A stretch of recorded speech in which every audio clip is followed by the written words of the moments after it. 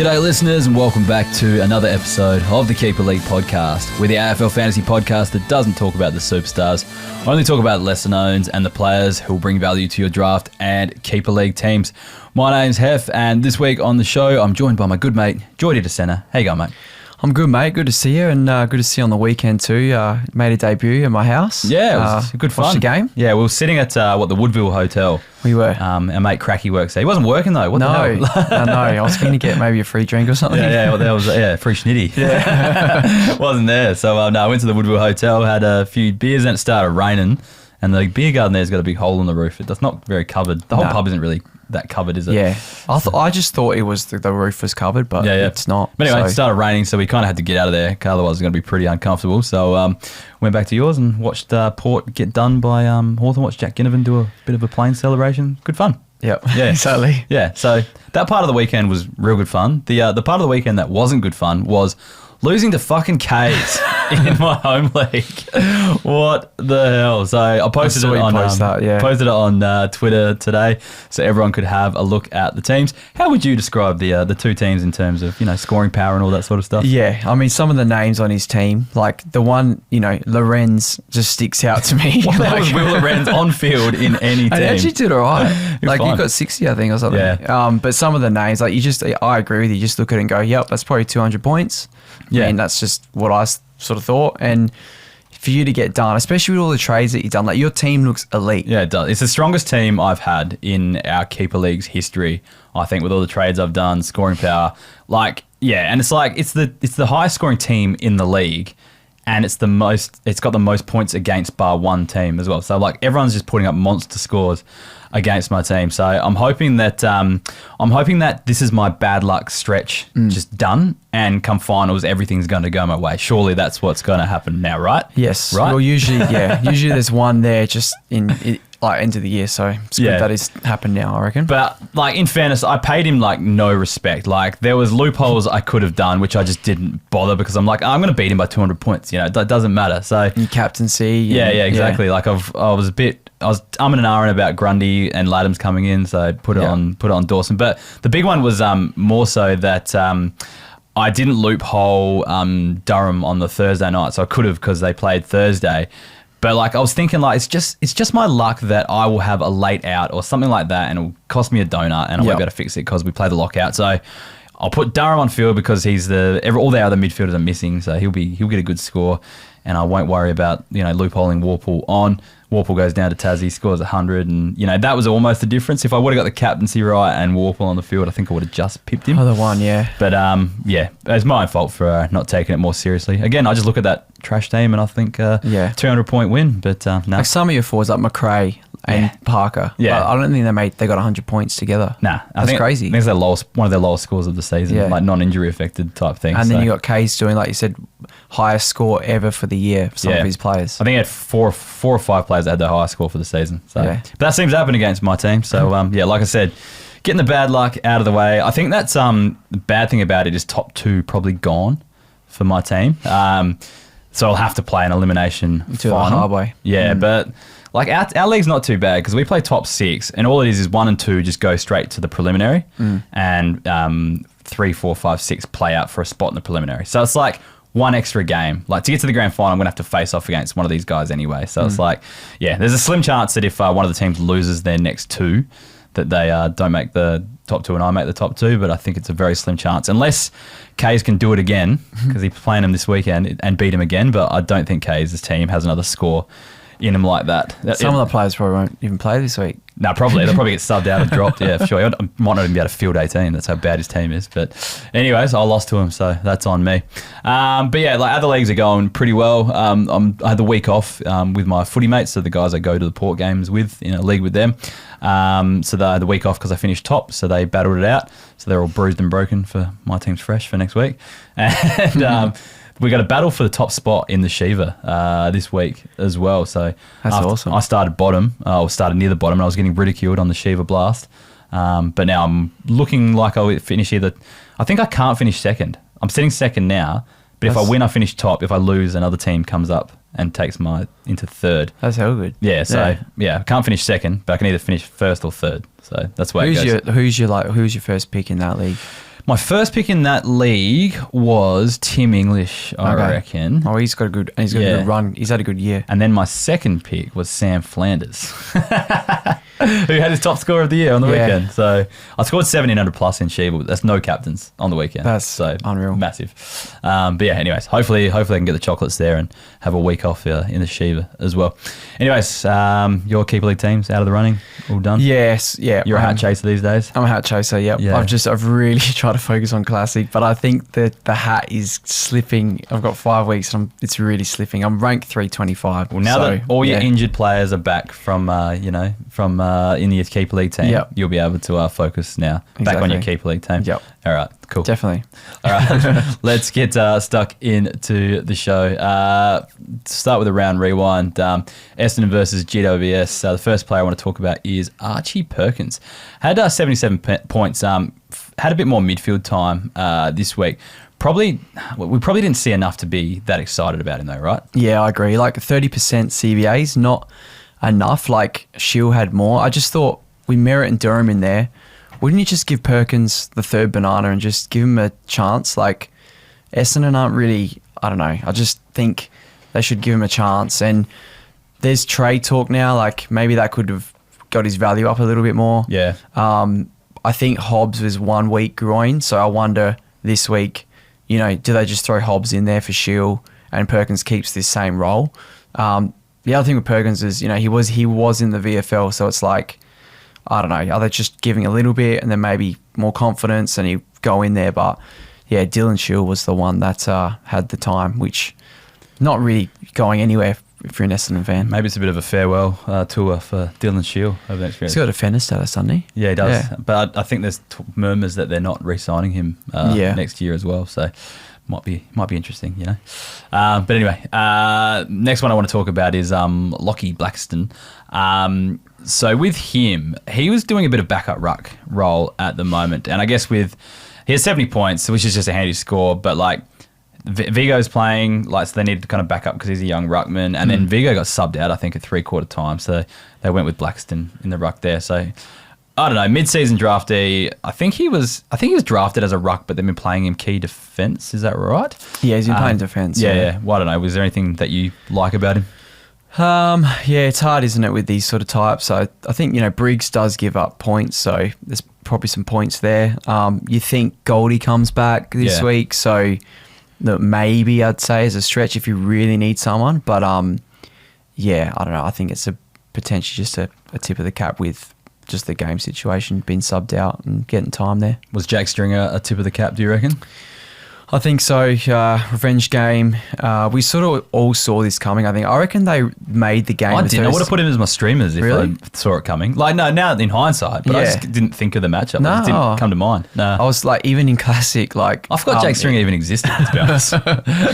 I reckon the AFL made this game on a Thursday for this, revenge, big hype game, but Essendon just, all the injuries, it was just a nothing game. Side note, has this for a bit of a whinge. How do Essendon, Carlton, shit teams keep getting Thursday night games? I know. I know it doesn't really mean anything, but the market share, sponsors, all eyeballs on this sort of stuff, it's not fair on the other teams. And especially, I don't even care if it's particularly good teams, but just give other teams Thursday night because it's the highest rating games. It helps you get sponsors, all that sort of stuff. It's bullshit. And so that, this week, there's 2 games on a Friday. Yeah. And one's Essendon. Yeah, exactly. It's just give them the primetime spot because they're a big club, because they attract big sponsors, and, I don't know, it's bullshit. If you gave other teams more primetime spots, maybe they could attract big sponsors too. Yeah, true. Anyway. And also, they did this fixture probably it's a floating fixture. What the hell? Yeah. So it's not good. I don't know. They're just looking after the big clubs like the AFL does. But anyway, sorry to all the supporters of those big clubs. It probably sounded like we're just whinging. But anyway, Brisbane versus Western Bulldogs on the Friday. Oscar McInerney's kind of back in form, I guess. This is how funny this is. I went on Big Footy for the first time in a long time to see who the Brisbane supporters thought should be dropped after this week. Because the story is, when Cherry got rubbed out, I needed a backup ruck. We had the mid-season draft. I was like, do I take Vigo? Because I had Goldstein as my backup, who was likely I knew he was going to miss this week because it was a 5-day break. Or Darcy Fort was the other one sitting there. So I was like, maybe Darcy Fort is a better option, might play through. And I had a look on the Big Footy and they were just Fort, are we going to drop McInerney this week? McInerney out, he's not ready, type stuff. We'll keep Fort going. But anyway, McInerney came back in, and because I think he had a pretty poor showing the week before the Lions did. Yeah. Anyway, 84 points, looks to be number one ruck again. If he's on the waivers, if he's still there, he's pretty handy pickup because if you play utilities, you can chuck an extra ruck there.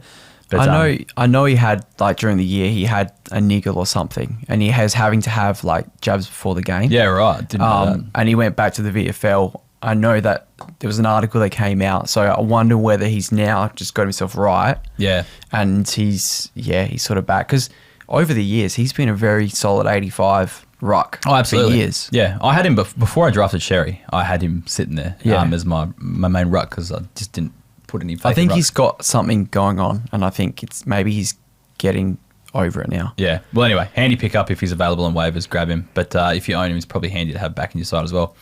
What's your opinion on Riley West? It's I reckon a couple months ago I was reading a Herald Sun article, and they had him as an A grader. Yeah, right. For the Bulldogs. Yeah. I can kind of see like that now. Bonds and any Richards. Oh, with that, up that high, I get you. I thought you meant just like senior player. Yeah, No. and it was just like there's 50 A graders in the AFL, and he was there. This is like a few months ago. So they rate him highly. They rate him highly, yeah. Yeah. But I checked his numbers out today, and you know how you can look at AFL and it says elite and all that sort of stuff. stuff. It does. He's like above average or on average. All of them. Yeah, interesting. So it's but he did some good things on Thursday night. I just think he's a pretty handy kind of streamer loophole option. He's currently my F6 at the moment, so bench kind of player. Him and Tex Walkers, who I'll roll through there until I get Jack Graham back from suspension. But yeah, like he's just a player that's like firmly in their best 22. They play a lot of Thursday, Friday night games early in the week. Like a pretty handy option that I've been singing the praises of for the past few weeks, and I will continue to do so if he keeps scoring. And then Aaron Norton's form has been pretty good. He got 80 points on the weekend. Do you think there's just way too much attention going to Darcy that he just kind of slips under the radar? I think so. And like I noticed this game, Norton seemed to go like real wide. Like he had a lot of shots at goal from like the boundary, and I wonder if I don't know, maybe like you said, the attention's on Darcy in the middle, and he's just like getting wide out to get marks and spread it out, and he's. But yeah, he looked good. Yeah, those pocket kicks are so shit though because there's low percentage. Yes. But they do get a lot of ball from there, and he's the kind of player that can kick a few of those. And Dogs, as you said, like you can stream him. Yeah, early on the week, that's right. Onto the rain-soaked game that we watched on TV while getting soaked in rain at the Woodville Hotel. Anyway, Hawthorn versus Port Adelaide. Dylan Moore, 143. Where the hell did this come from? Yeah, don't know.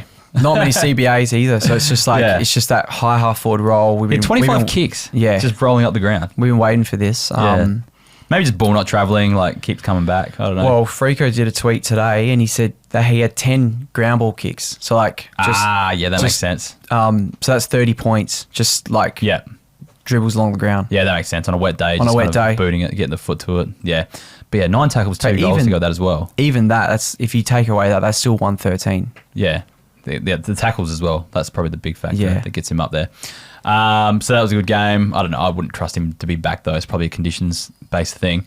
Blake Hardwick just going to tip the cap to him with 114 points. Josh Ward, 111 points. He's one of your boys, isn't he? He is, yeah. I've had him a few years now, and I've been waiting. I always thought Mackenzie has been ahead of him, but Mackenzie's out of the side at the moment. So Ward is, I think he's been getting about 40-50% CBAs the last 4 weeks, which is really good. He's been averaging about 70 for the last few years. Yeah. I'm just sort of waiting for that jump. I just realised he's auto-qualified for 2G4P. Oh, awesome. We shouldn't even be talking about him. Get him off. But, Get him off, yeah. Josh Ward, well done. I think Will Day is potentially back this week. Yeah, saw that. But yeah, he's not going to be out of the side or anything, but hopefully he can keep the mid-time. Yeah. And then James Warple and Connor Nash, 106 points, 103 points between them. Just like 2 players that suited these conditions. Tackles. To a T. Yeah. But yeah, still kicking myself for fielding Durham over Warple, but it is what it is. Jordan Sweet. Man. 132 points. 200 Supercoach points as well. I got a bit of a funny story. Hopefully no one's listening too far into this part of the season, but Supercoach podcast guys messaged me and asked me, it's like, you talked to Jordy Sweet a bit. It's like, can you see if he wants to come on the podcast and talk about his 200 points. And I'm like, well, we came on the Keeper League podcast. Surely he'll come on the Supercoach podcast. So I sent him a text. I'm like, the Supercoach AFL wants to know if you want to come on their podcast. And he's like, no, I'm good. So it comes on the Keeper League, but not the Supercoach. So strange. 200 as well. Like that's he should. Yeah, massive 200 points. But yeah, it's no surprise. No surprise. It was Dossie messaging me trying to get him on. So Dossie was a bit flat over that. But like Isaac Heaney had an insane game. Didn't get 200. And Sweetie's wow. But the thing is, it's the point share though as well. Like he's the only player that could hold his head up high in that Port game as well. And I think it was like a record for the season, wasn't it? It's like the highest score or equal high score. I think there was one other 200 game, and that was about it. So or Josh Dacos might have gone close, I think. The other week. But no. But he's back to number one ruck. Vicentini out. It kind of seemed weird that Vicentini was in for so long anyway. Like I always thought Sweet's the better of the two. I feel like we could have even won a couple more matches with, maybe not one, but performed a bit better, got a bit closer with him in the side as well. The thing is, he was beaten in the hit-out, so I think Meek had more hit-outs than him, which is strange. But, wet day, lots of ball ups, 7 tackles, kicked a goal. I did say as well, like, can we have another one of these against the Crows this week? And he said, yep, and a win. Perfect. That's what I want. Anyway, Jack Lukosius, the next one as well. He's just a guy who can score an 80 every now and then. You know, he works hard. Like, the few weeks ago, he scored 80, playing further up the ground, taking marks, that sort of stuff. But, kicked 2 goals, had 6 tackles in this game. Just want to get some, I want to see more of him. He's only played probably 4 games, I think, for us. So I'm keen to just see him get some consistency. That sort of stuff as well. Sydney versus North Melbourne. Nothing new out of North Sydney. Like all their stars fired. Well, not all of them, but the only guys that are worth talking about were too good for the podcast. North are a bit more interesting. Bryn Teakle is the most requested player on the waivers this week on Keeper. You want to describe what happened there? CCJ, Callum Collins-Jones, he was the starting ruck, but then he did a calf. Quarter time, wasn't it? Just before quarter time. So Teakle, obviously, they must have gone, look, let's go 2 rucks against Grundy, just switch. But Teakle had to do that. The thing is now is you've probably Cherry's still got 2 more weeks. Who are they going to use that Marley as the 2? Finbar Maley, Or do they try that Taylor Goad out? I still think Goad's way too raw for AFL footy. Do they just go Bryn Teakle number 1? Well, if he is, that's what's he going to go? What's his minimum score? 70? I think so. If you're playing number 1 ruck, if you're number 1, it's usually around the 70 mark minimum. That means they've got to get him in Classic. He's listed as a forward as well. Is he really cheap? Yeah.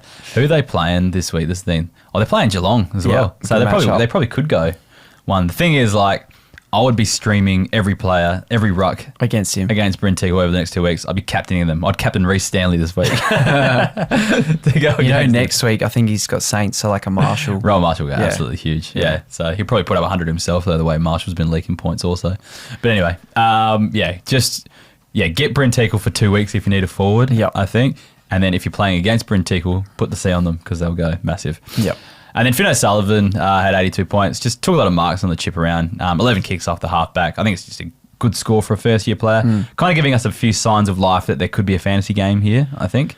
I think a few of us are doubting that. We weren't sure about that, But no, I don't know, he looked really good. I just don't know whether, I mean, it's like anything first-year player, just more games. And the thing is, because last 3 years they've taken a player that's not a halfback and put him on the halfback, and all of them been good scorers except for him. That's it. That's the only issue. Carlton versus Melbourne. Cooper Lord had 78 points. The role just doesn't look convincing for him, though, right? There's a lot of hype about him. Well, a little bit of hype, sorry. Yeah. He's just more outside than I'd like. And he has zero some weeks, and then I think he was sub the other week as well, and it's hard to predict with him. The only thing is he does have forward status, so if you can pick the right game. Yeah. But I agree. It's just a bit up and down. I think the next year with Jagger Smith coming back as well just kind of pushes him back down the pecking order again, so he might not get as many opportunities there. Then Bailey Fritsch had 89 points, kicked 2 goals, more of a tip of the cap, but I heard rumours that he's going to request a trade at the end of the season. Yeah, right. Back to, is he SA? I don't know, to be honest, underwear. But, do you know, if he moves club, is there any interest, or do you think he's just not the fantasy type? I don't know. I don't think he's ever been... I don't know if he's a fantasy type. He just... you'd have to kick goals, right? I mean, I don't think so. I'm just trying to think. Mate, he just seems like a streamer. I'm just trying to think back in the premiership years. Was he a good average? Like, I seem to recall he had one season where he put up a pretty decent average. Sorry, I'm just trying to get it open here. Oh, no, the max he's ever gone is 63. So, no. And he only scored 61 in the premiership year. I think I just remember him kicking bags and scoring big those weeks. But, yeah, maybe not one to actually look at. West Coast Eagles versus Richmond. Brady Hoff. I think he got a 40 last week. He just does this 40-100 kind of loop at the moment. I picked him up. Remember that time we talked? I was on the pod weeks, this is months ago, and I was like, I'm so hot on him. And then he dropped to 40, and then 100. It's yo-yo, isn't it? He was on the 2G 4P bubble for a week. Did 280s in a row. I think the thing with Hoff though is that there's 100 games here. You don't see that very often with players, especially in this West Coast side. And when you watch him, he starts to look more and more like an AFL midfielder, loosely, you know. So, I don't know, I think there's something there. It's just you're just going to have to wait for West Coast to be good. Yeah. But he might just be completely shattered in confidence by the time they do get good also and broken, which probably could be said for a lot of these West Coast players. Tip of the cap to Tom Cole. He had 85 points. Jack fucking Ross, 101 That's what Kaes had, right? Kaes had him on field, yeah. 1 point off too good for the podcast qualification a few weeks ago. But he's been a pretty handy forward for the past few weeks. I think I saw in the CBAs are up. Last 3 weeks, he's had the biggest increase out of anyone in the competition for midfield time. I think it's was it McAuliffe? Someone went down for Thompson Dow and McAuliffe. Yeah, they both went down. Yeah, so he's taken that uptick. He's also been doing a bit of a tagging role. So he went merit last week, and I think I think he went on Harley Reid this week for a bit. So they've got Collingwood this week, so I wonder if they try and put him to Dacos. Yeah, maybe. Which means he'll be inside and he should score at least 70, I reckon. Yeah. Anyway, fuck that guy. This guy also, Tyler Sonsi. Kaes had him on field as well. As a forward as well. Put up 80 points. Playing further up the ground, more of a wing role, is usually a forward. I'm just not sure where his best position really is or whether he's going to be a consistent scorer. That Richmond side's so hard to get a gauge of where it's going to be in 4 or 5 years' time when they're going to be scoring consistently. They're going to draft probably another bunch of midfielders this year. Yeah, they've still got Smilly coming through. You just don't know who's going to end up in there. Yeah, I agree. Too hard to pick. It's kind of West Coast and them are it's just so hard. Even if you see signs, you just don't know who's going to be coming through. Exactly, and that's the thing. Geelong versus St Kilda. Oliver Dempsey, another one of Kaes' players that had a record high score of the season for him. 103 points. Just a massive game on the wing. The role's not, the thing with Dempsey is the role sucks. Wings are not great, but sometimes just good players can overcome the role as well. Goulden plays on the wing, scores fine. Harry Sheasel, even if he plays a shitty forward role, he still puts up hundreds from there. So, he's one of those players that is talented enough, I think, to overcome that role, and there's not many that can do that. I don't think his running. I think it's it's like the Gordon. They just run so far back and can make it. He's quite attacking as well. Yeah. He kicks goals and things like that too. So he just gets all over the ground. I think that's probably the thing that kind of fills me with a little bit of faith with him, I guess. Then Jack Henry, 81 points, tip of the cap, 14 kicks, 9 marks, 2 tackles. Brad Hill, your mate from Supercoach last year. Oh, that's right. There was a laid out Filippo, and you had to make a trade. Yeah, got the Palais as well. 93 points. Yeah, we were hanging out that weekend as well. I've been telling people that there's value here with him, and I think that's kind of justified over the last few weeks. Just seeing your body can, take a lot, pick the team up on his shoulders a little bit when he needs to type thing. Plays a lot of different roles, but they're all usually pretty fantasy friendly. I think it's just a good. If you need an F5, you'd be pretty happy with him, right? Yeah, definitely. And I think Saints are trying stuff with the wings. We had Wilson in, Burns in. I thought Wood was going to play more wing this week. Yeah. So that's obviously pushing Hill back. I think they're trying things out. We saw Wanganima go inside. That helped other positions. So, I think if he's there. Also, Saints have got a really good run for the next 3-4 weeks. Yeah. True that. They got North and Richmond, I think. And what's Jack Steele going to average by the end of this year? Oh, Jack Steele, he's almost 100 at half time, but then only put up 119 or something. Yeah, it's a bit annoying. 119. I think, probably. He's going to go on a run here, I think. Yeah, sweet. Probably should start putting the captain on him again. Anyway, Collingwood versus Fremantle. A lot of people talking about Beau McCreary today. He was very highly picked up on the waivers. It's just like we've seen him do things like this in the past. Like just a game like this that's super contested, like, and all the midfield, none of the midfielders could really get on top. Like Sarong was massive, obviously, but like Brayshaw was struggling, Pendlebury was struggling. They'll just do something like McCreary is a bit of a circuit breaker, you know, and he'll go in there and have 15 tackles and score 98 points, but he also had 0 marks in there. And in like a free-flowing, non-contested day, you're not going to get 15 tackles. So I think the game just suited him more than anything. He just seems like an impact guy, I think, more than fantasy. He obviously had, the 15 tackles. I'm not really hot on him at all. No, but yeah, a lot of people just see score and pick him up off the waivers. Yeah, let's go straight to the top of the list on the weekly score. Patrick Voss kicked 6 goals, massive game, but I wouldn't be expecting that. Any interest in Jago O'Meara back in the side, scored 80, playing midfield? Not really. Hayden Young was sub. Surely he's going to just take that role in time. Yeah, that's a fair assessment, I think. Yeah, I know O'Meara. Yeah, nah, not for me. I can't see anyone else. I can see that happening, essentially. So, yeah, good call. Adelaide versus Gold Coast Suns, up to the last game of the round already. I was at this game. I was at a Crows game. That's right. You're playing guitar up in one of the rooms. Yep. What was the contrast? What was it like compared to the President's Function or whatever it is compared to the Port ones you usually do? Yeah, it's interesting because it's different. The way that they do the presentation stuff is totally different, and they've definitely got more media wall, if that makes sense. Or more. It looks like there's a lot more. Malcolm Blight was in there as well, which is a cool speaker to hear from him. But pretty similar. But I mean, I don't know whether I'm biased or not, but I do love Port's pre-game hype over the Crows. But then you don't have to listen to Koshy speak this week, so that's a positive too. True. Alex Neil-Bullen had a monster day out, scoring 135 points, 21 disposals, 7 marks, 4 tackles, 3 goals. He's just up and down the ground all day. Like, I felt like he was just everywhere. I know. He's probably an F5 candidate for most for most leagues. But I think it was a bit of a tip of the cap. I think last week he actually had a real low game, but he looked unreal. Yeah. I don't know. It doesn't do enough for me. He's definitely like, even the Crows, like, players, I think, see him as a bit of a role player more than anything else. These are his scores, right? Yeah. Last week, 46. The week before, 65, 50, 46. Yeah. Maybe he's not an F5. That's in 4 weeks, and then he goes 135. Yeah, I was dealing with a coach that kept throwing him into every trade. Yeah. Like Brent Daniels for Alex Neil-Bullen. Like, no, I'm not doing it. Anyway, Wayne Miller, 101 points. See, this game, I feel like it was just all halfbacks and half forwards. Like, Matt Rowell kind of got on top, but none of the big mids really fired that much. It just suited players like Miller and then Neil-Bullen on the half forward. Like, I reckon it was just all between like those areas. Even like Josh Worrell had 99 points, just kept getting like chopping off and getting involved in the chip round, had 11 marks back there. Kaes also had him on field. And Max Michael-Aney, 84 points, the same. I noticed a lots of switching, like you said, to the wings. Probably not as much inside, but they smashed Gold Coast, so yeah.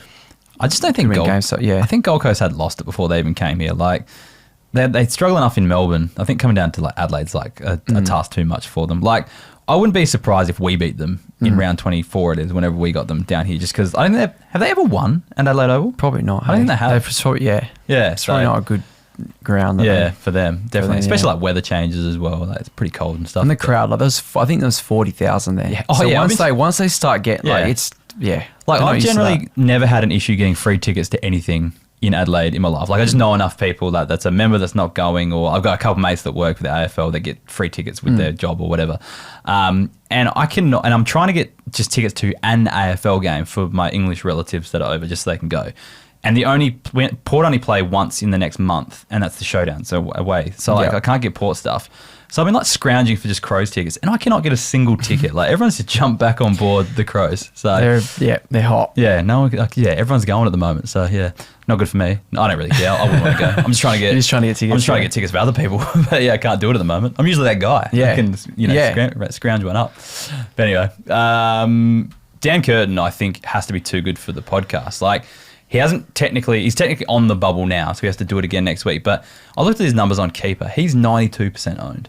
at the moment. So he's really come on, and he's now the rising star favourite. Oh, I got to eat my words on he won't be fantasy relevant. Yeah, but he's just like, I think maybe the wing, because he's so big, you can get to him on the wing, he's going to mark it, and he can carry with it as well. But then he'll also mark in defence and then take a huge mark in front of goals. Did you see Rove the pack and just put on his leg? Is he a left footer? I don't really know, but he just popped it up. Like, it was just so good. Like, roved off back, goal, like. And but he just looked like, as well, like, you could just see it coming a mile away. He's going to get this. He's going to kick this goal. Like, it's agreed. Absolute freak. I did not see it. Like, No, I didn't see it either. But no, he's going to be an absolute gun. 92% owned in keeper. Good luck getting your hands on him if you haven't got him already. Connor Butterick's an interesting one. So he scored 92 points, but another one of those halfbacks that went big in this game. But we've got Rioli. Apparently they had a scan today. There's a crack. Yeah, that's what I don't know what that really means. In the leg, so he's a very good chance to come in and just take that role.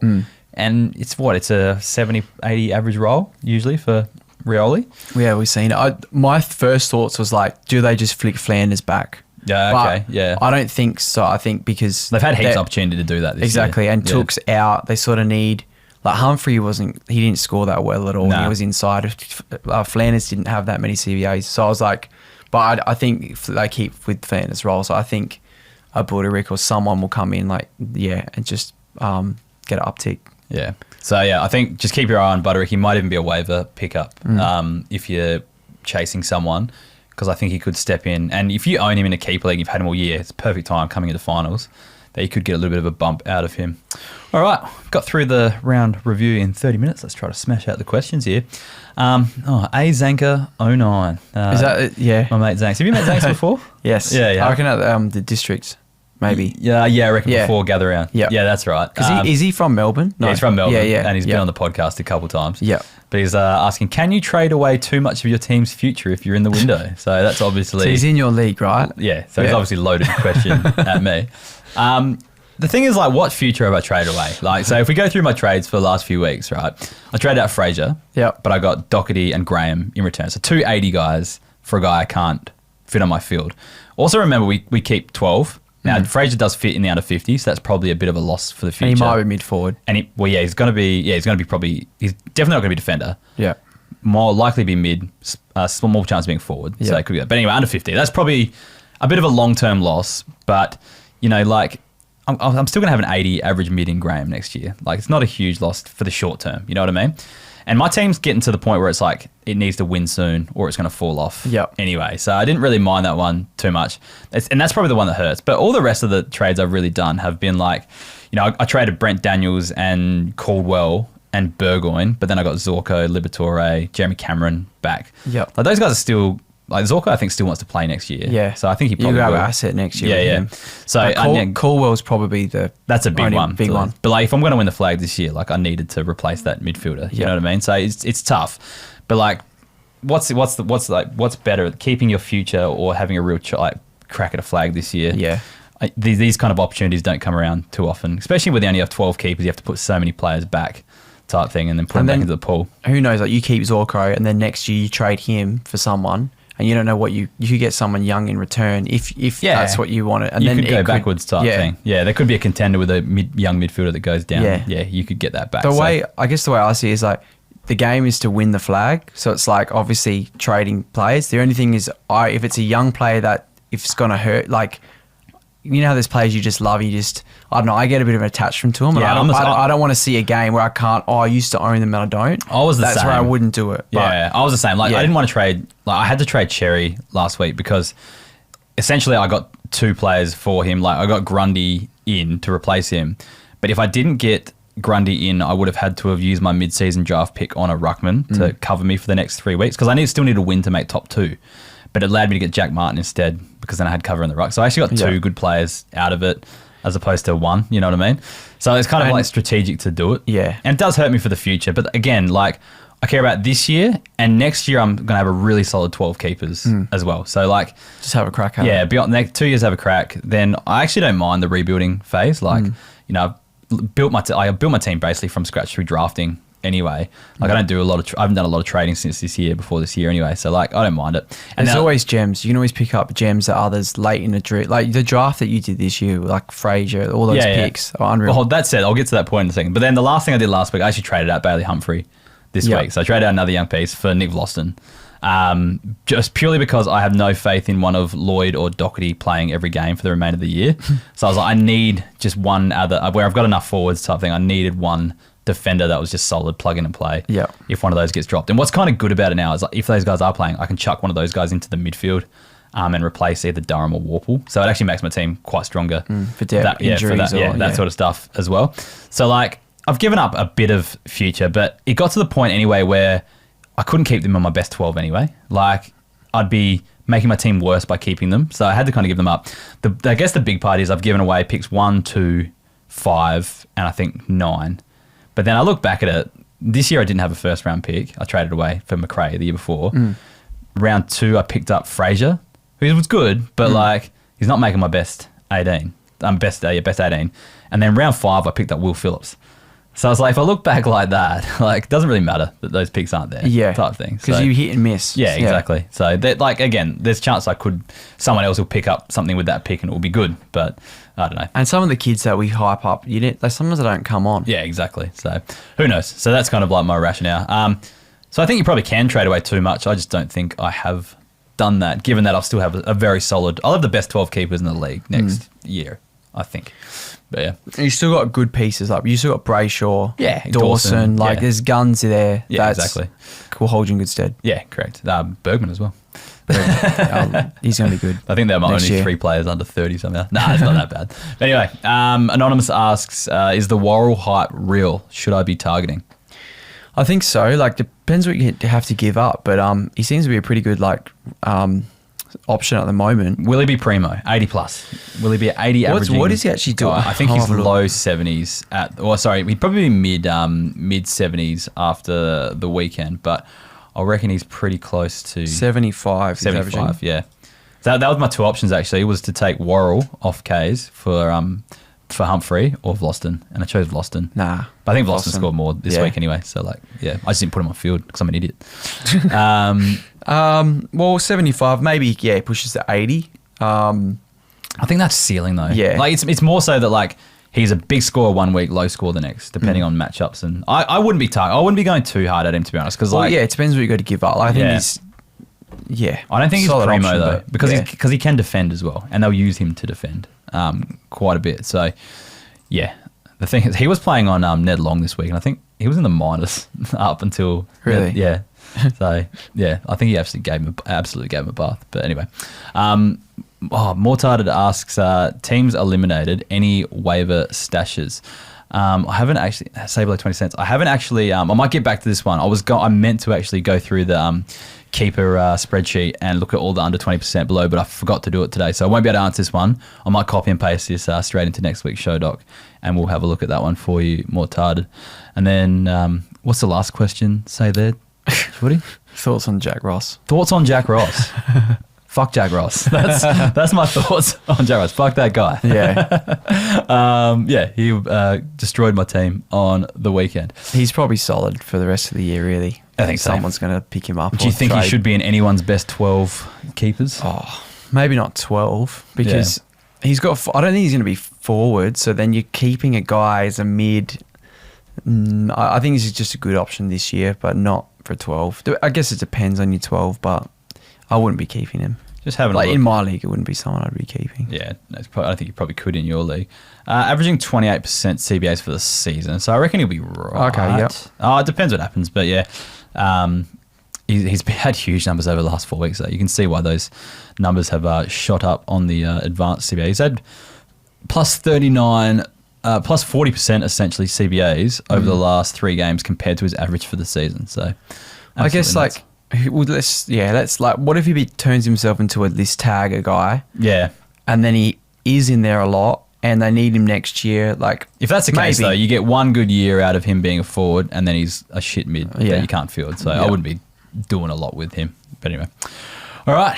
That might wrap it up there. We almost got to the 40-minute mark. This stage of the season, like, now finals are on. I reckon it cuts the listenership in half, because half the people didn't make finals and so they just don't care anymore. So if you're still here listening, and you're out of your finals, you're out of your league, good on you for sticking around. Awesome.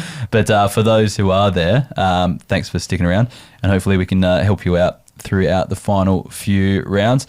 Geordie, what you got coming up? Where's gigs where people can see you playing? I'm actually going to do a train soon across the Nullarbor, which should be awesome. Now, do you play on the train or do you play all the stops? It's like a tourist thing, right? Yeah, well, you do both. You go on the train and on the stops. Yeah. But I love it. It's so awesome. It's kind of I know a lot of people do cruise ships. You do cruise ships a bit as well, but you do a train instead. Yeah, do a train. That's pretty cool. And you get to see, you get to see the country, places that you never would, like the Nullarbor. I don't know. I've never driven that. I wouldn't feel game to drive my car there. Yeah. It has a breakdown, but do it on a train. Yeah, you get to see some really cool stuff. So that and just normal gigs, really. That's it. Look out for I think there's been a few people that have come up and said, hey, I know you're from fantasy and podcasts. Yes, all that sort of stuff when you've been out. So maybe the district. Usually the district is I reckon maybe we need to organise the fantasy grand final weekend, round 24.